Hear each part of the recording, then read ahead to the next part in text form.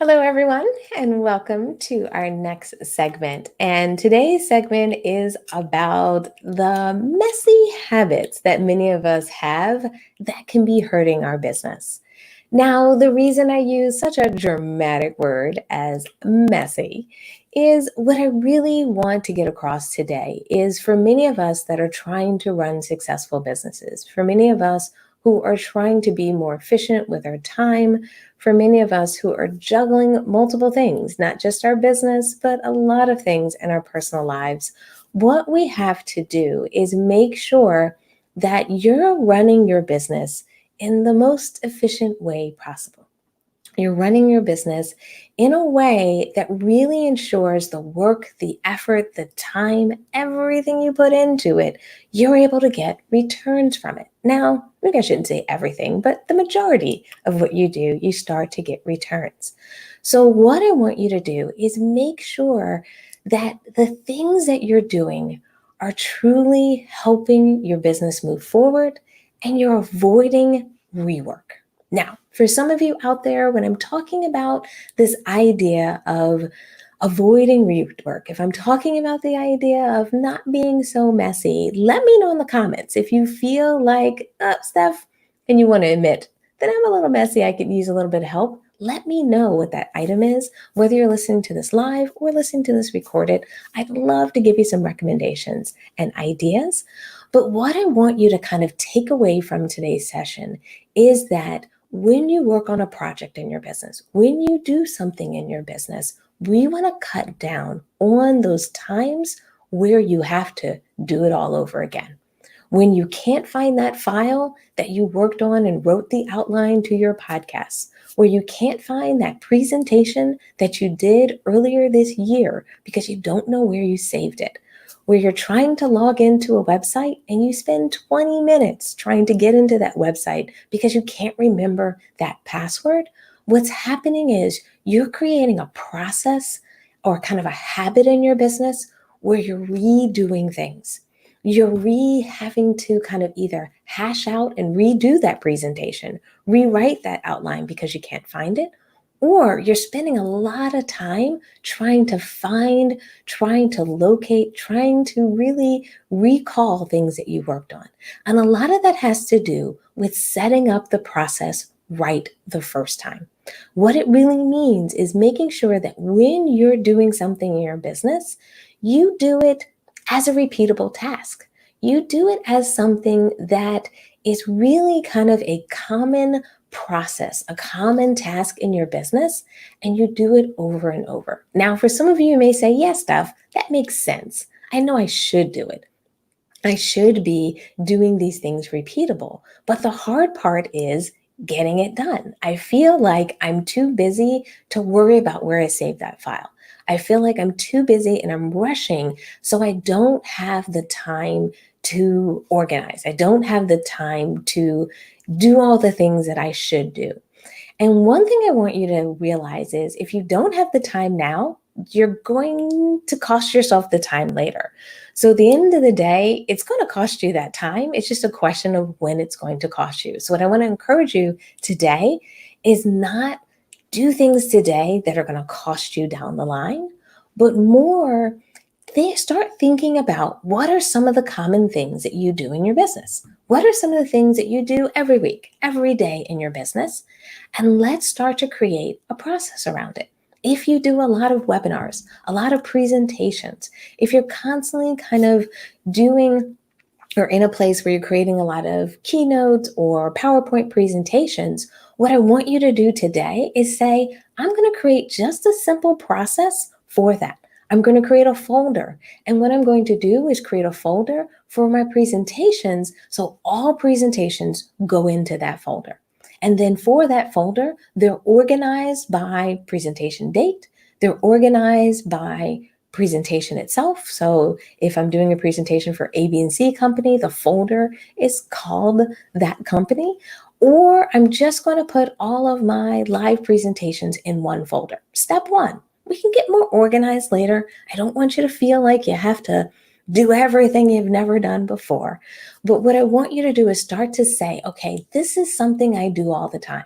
If you're a person that has a lot of meetings, if you're a person that's starting to have more meetings, because many of us are going online, many of us are bringing our businesses into this digital space, you may be feeling like I'm doing so many meetings, that that's something I'm doing all the time. I got to better organize it because I'm showing up late to meetings.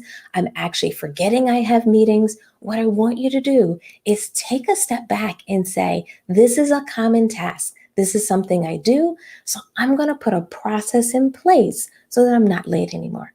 So I'm not missing meetings. So I'm not forgetting them.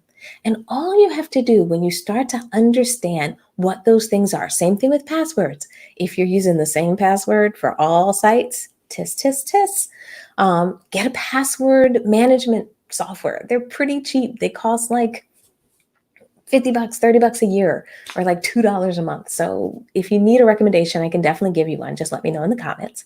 But if you're having trouble with something, I want you to respond to that issue with a solution, as opposed to respond to that issue with a frustration. Now, the reality may be you can't respond in real time and set all of this up.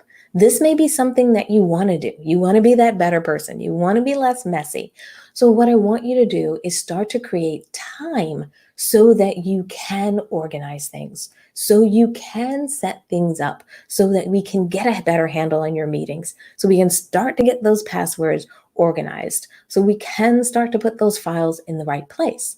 And what I tell people to do is dedicate time for organizing. And I don't mean a ton of time. I don't mean that you're just going to spend hours and hours doing this. What I mean is put an hour on your schedule once a week, and let's just do it for the next month. So just commit to me today. For the next 30 days, Stephanie, I'm going to spend an hour once a week. I'm going to book it as time on my schedule, and I'm going to work on one or two common things in my business that I'm going to resolve. I'm going to stop being messy on this topic. I don't mean everything we do, because nobody's perfect and I'm not perfect. There's stuff I do that I need to do better. But the idea is when I recognize those things, I want to start working on them. So pick one of those things. I'm using these examples here, but if you have an example of something that you've struggled with, just let me know, and I can give you some of those recommendations. And then what I want you to do is start to work through what that solution would look like, what that process looks like. And I think the best way to do it is to create a checklist. Now, how many of you go live, just like I'm going live today? So you're doing Facebook Live, Instagram Live, LinkedIn Live, some reason I couldn't think of that, YouTube Live as an example. How many of you have a checklist? So every time you go live, you should have a checklist that goes through all the steps, so that when you go live, you don't sit there and go, oh, I forgot to do this. Oh, I forgot to do that. Oh, I wasn't ready. Why not create a checklist? Because if you're going live once a week, if you're going live 3 days in a row, if you're going live every other day, whatever your frequency is, a way you can make the process of going live less messy, less cumbersome, less an exercise of you memorizing all the steps, is to create a quick checklist. So literally you say, okay, first I close everything down on my computer to make sure I don't have any issues with connectivity. I have another item on my checklist to make sure I'm hardwired into the wall every time I go live. I also have a checklist item for my hashtags that I want to include in my live post. I also have an item to put a link in my live session so people can link out from their live session to where I want to take them. Whatever those things are. I want to create a thumbnail. Whatever is your process for going live, even if it's your setup. Maybe you're going live because you're doing a cooking demo. Maybe you're going live because you're teaching someone something. Why not have a checklist? Let me know in the comments if some of you are like, oh, I never thought about having a checklist when I go live. The same thing goes for anything that is repeatable. Those things should have checklists. Anytime you do a presentation, and you're going to be doing a presentation, there's a lot of summits going on these days, or a lot of people are doing interviews, create a checklist. So what we can do is create that process that you're doing on an ongoing basis. We can make that more efficient.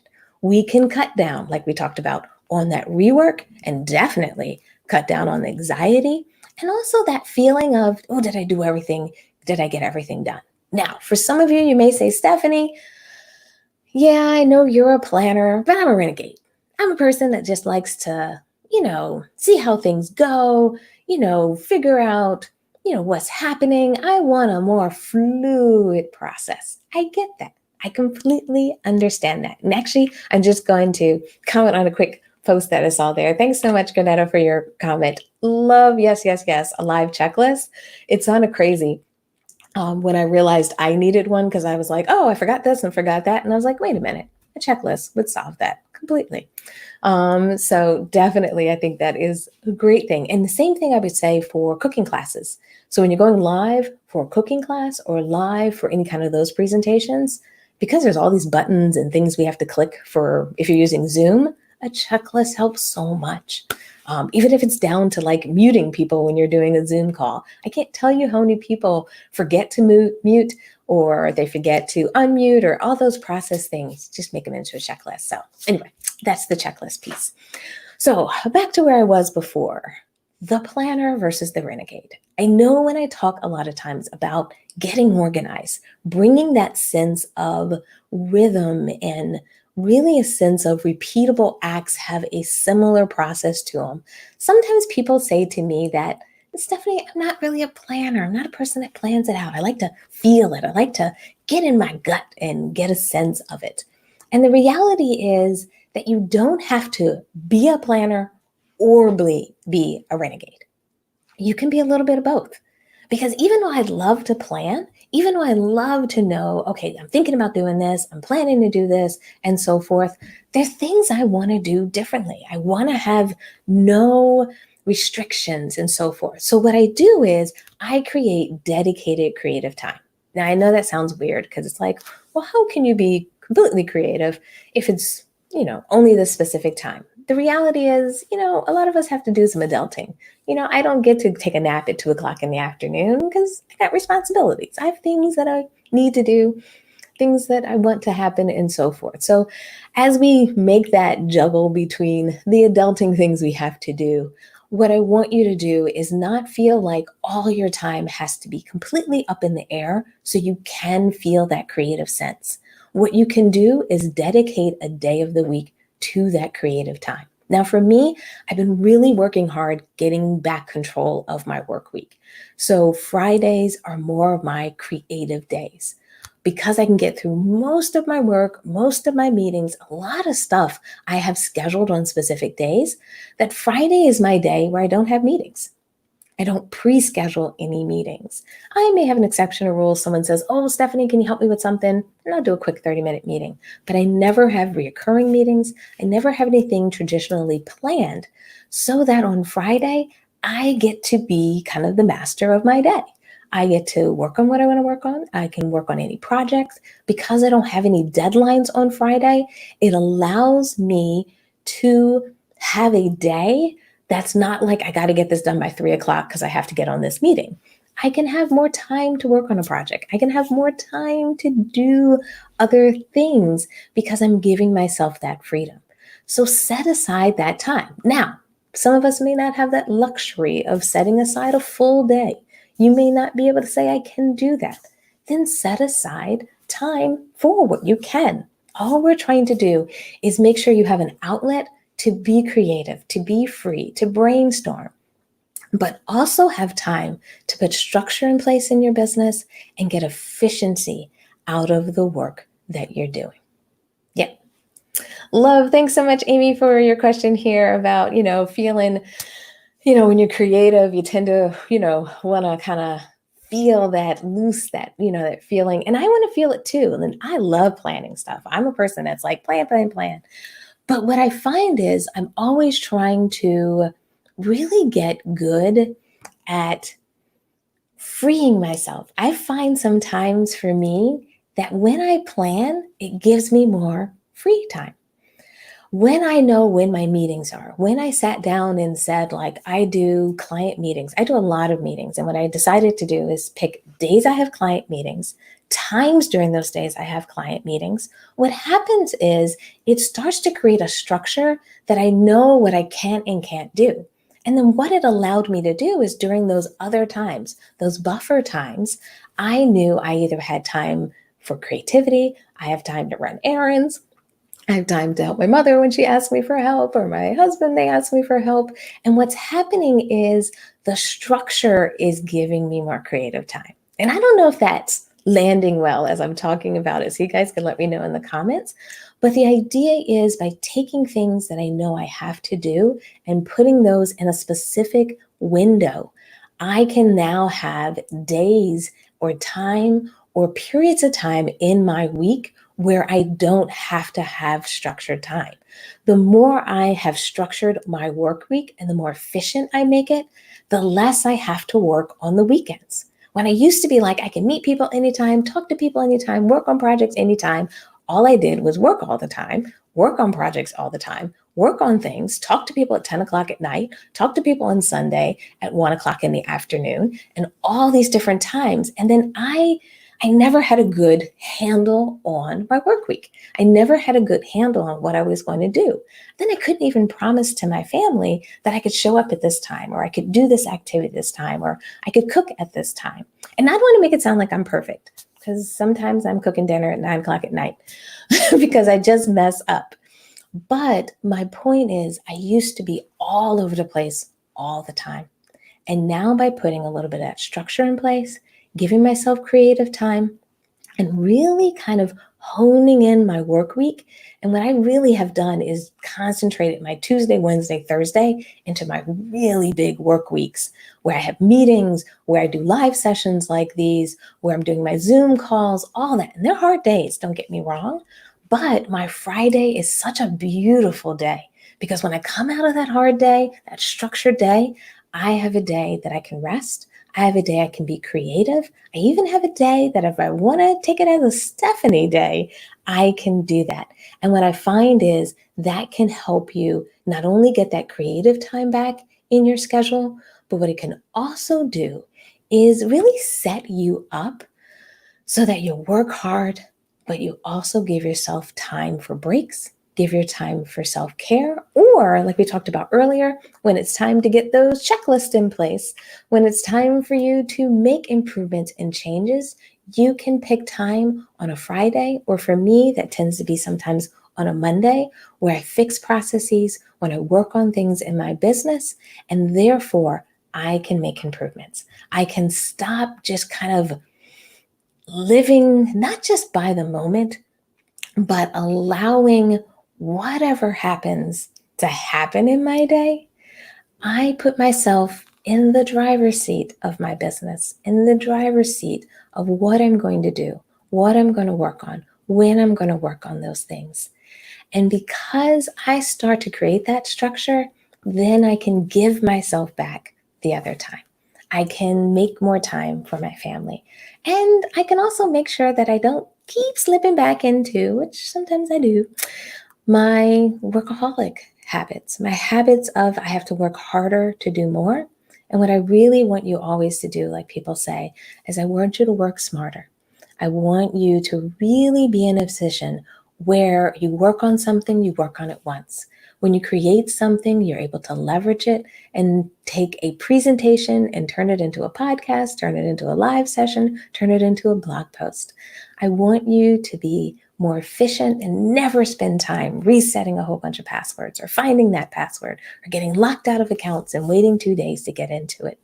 What I really want you to do is make sure that you have dedicated time for planning, dedicated time to get the work done, dedicated time for creativity, and dedicated time just for you to be you, for you to even sit on the couch, sit outside, read a book, and do some of those things. And a lot of that has to do with getting more organized in your business. And a lot of that has to do with putting a level of structure in your business that complements you. And when I say that, if you're a person that works late or works early, make that happen. I'll give you another example, and I don't want to keep you guys too long, but I wanted to start working out. We were working out, I was working out. Corona hit, couldn't go to the gym. Then we were trying to figure out what we were going to do, how we are going to make it happen. I started walking sometimes and riding my bike sometimes and doing a session and doing some, the sessions they had on live, but I was all over the place. And then I finally had to sit down and say, I want to walk every day. Now, walking is probably not enough exercise for me. I need to do more than that. But what I wanted to do is have something I consistently did. Not only was it for me, not just for my business, I wanted to be something that was consistent in my business. So I started walking. Now, we started walking around like 9 o'clock. And when I was walking around 9 o'clock, that was cool. But what was happening is by the time I got home and I finished walking, and then I was hungry, and I say home, we just walked around the block. But it's like a mile and a half or a 3 mile walk. And what I was doing is I would get home and I'd be starving. So I have to eat, and I have to take a shower, and I was eating into my day. So walking became tension between my business and my work schedule. And then all I had to do was say, I'm not going to walk at 9 o'clock. I'm going to walk at 7:30. Now, I really want to get to 7 o'clock one day. So fingers crossed I'll get there. But we're a little more at 7:30 now. And now I walk every morning at 7:30. It's only about a 30-minute walk during the week. On Fridays, my free day or my flexible day, I do a hour walk. So on Friday and Saturday, so I can get a little bit more in. It's a great way for me to wake up my day, great way for me to kind of start my day fresh. I get outside, I get some fresh air, even with everything going on. And because I do it early enough in the day, I'm mostly done with food and getting dressed and getting ready for the day early enough that it didn't impact my work schedule. So what I started to do is find a structure that worked for me. And in the beginning, it may be a little bit tense. It may be a little bit hard. But what you have to do is move around the dates, pick the right days for things, see what you do in the night versus the morning. When do you do your schedule? And as you start to massage that and figure that out, then the structure supports you as opposed to restricting you. So anyway, thank you so much, Granette. I saw your comment there about the structure making sense. So let me know how things go for you and how you've been putting things in place. Oh, love it, love it, love it. Oh, I see example. Oh, it's so great to see you. We were just on a call together a few minutes ago. And oh, nice. You're doing a 7 a.m. 1 hour exercise. Yes, it makes a huge difference. And it's funny, like my husband teases me all the time because he was like, you used to tell me you could never work out in the morning. You never had time to do it.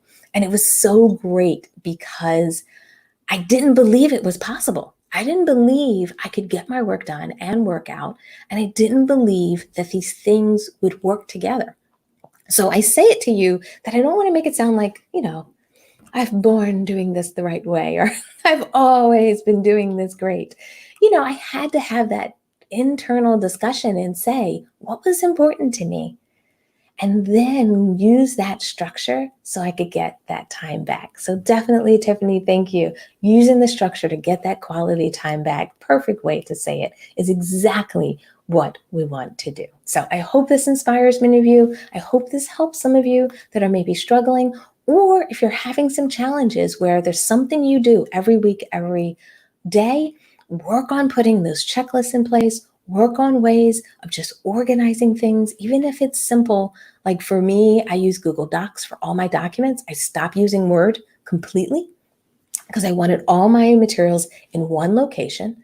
I use Google Docs because Google Docs is searchable. So when I forget the title of something, I can search and find it.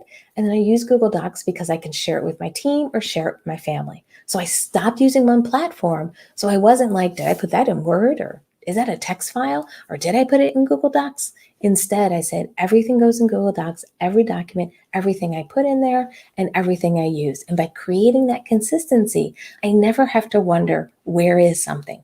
I only use one platform for my presentations. I use Keynote because I love it on a Mac. And everything goes into a folder that says these are webinars.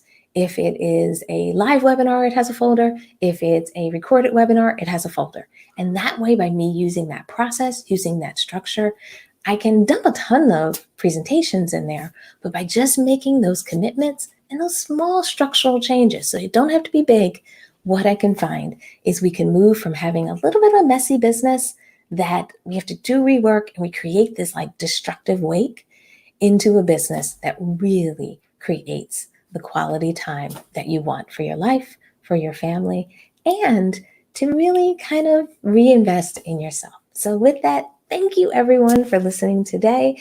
Thank you so much for spending a little bit of part of your day with me. And I look forward to seeing you in our next session. All right, take care, everyone. Bye.